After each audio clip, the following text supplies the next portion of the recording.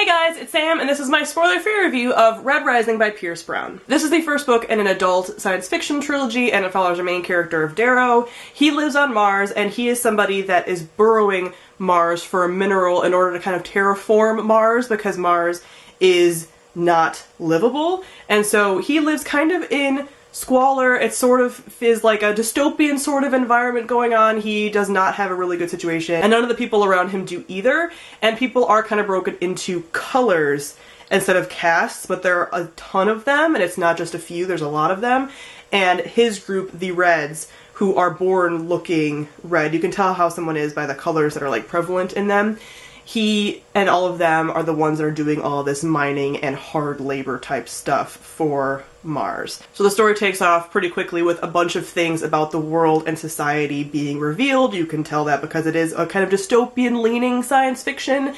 So things happen, stuff gets revealed, people get mad, and everything kind of takes off from there. So I didn't want to mention a ton synopsis-wise because I think going into this fairly blind is good. I went into this with super low expectations, right? Like, I was not expecting to like it at all. I'd heard good things about it, but it's a dystopian, right? And I'm kind of sick of dystopian at this point. I find them very predictable.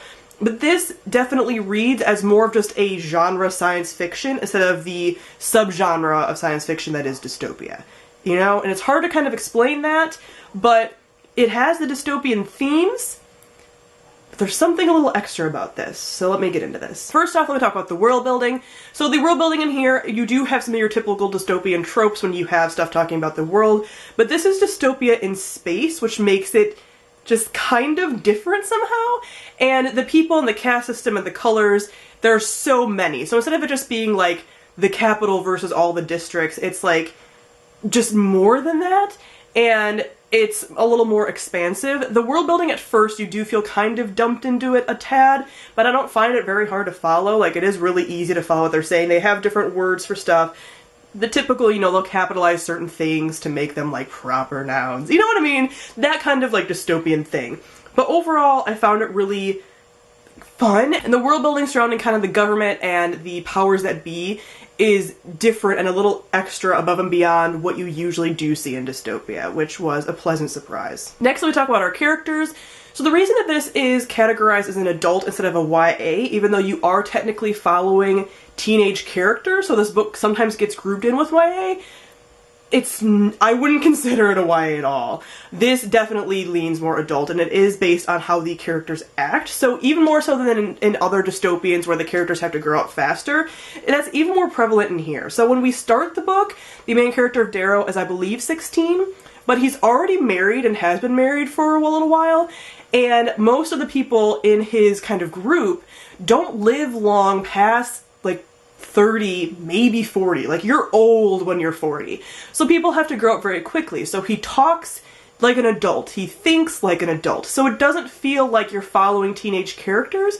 So if you're really put off by like YA dystopian, for example, I don't think you're going to be as put off by this because they don't really act like kids at all. And not even just in like, oh, these are kids that are having to grow up. Like, they're in a different life stage even because they just don't live as long at all. So he is definitely acting like you know, young adult, as in like mid to late 20s man at this point because of how he's had to be raised and how they grew up so quickly. I will say one problem I had with this was the female characters in here for the most part. I do feel like the female characters in here are a bit of props, really. Like, they really don't have their own motivations for stuff, and they are frequently used as motivators for the male characters, particularly the protagonist, which I did not like. And that happened from the beginning.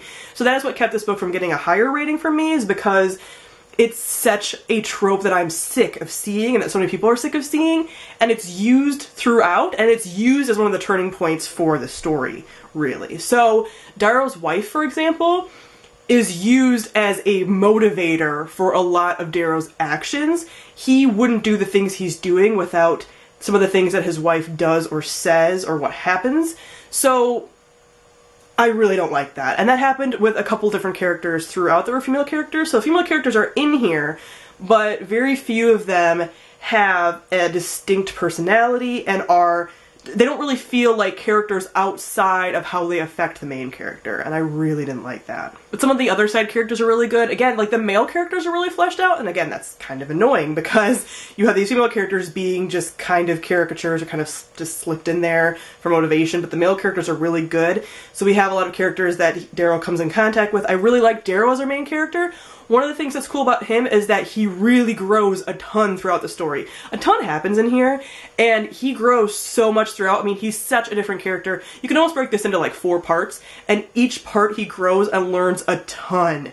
And like, there's definite changes in personality, changes in looking at the world, and it's really cool because sometimes that'll take entire trilogies for kids to grow even a little bit, or for protagonists to grow a little bit.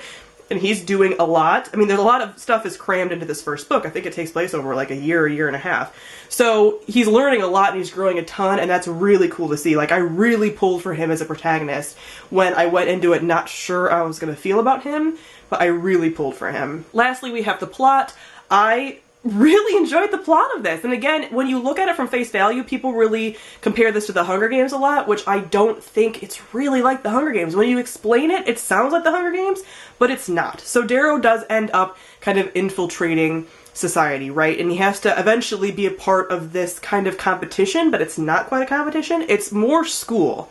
So the people that he's infiltrating get sent to a school, and you end up learning that they end up being this kind of competition, which sounds like the Hunger Games, but it's not. They don't have to kill each other, but sometimes it happens, etc., etc. People form kind of like teams. So it's not like every man for himself, or it doesn't feel like the Hunger Games when you're reading it, really.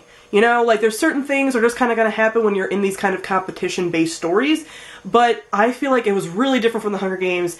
The stories and the themes of it were different than the Hunger Games, and it wasn't like an us versus them.